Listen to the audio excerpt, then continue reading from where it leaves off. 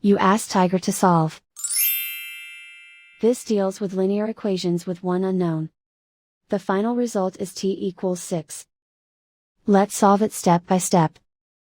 Move the negative sign from the denominator to the numerator. Swap sides.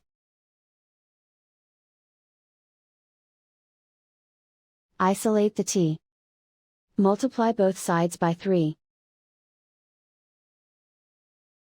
Group like terms. Multiply the coefficients.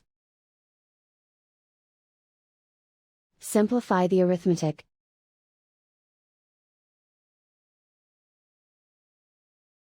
Convert the t into a positive number.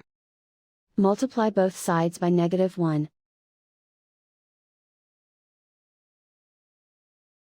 Remove the ones.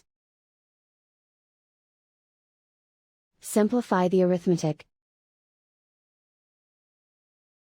And so the final result is t equals 6.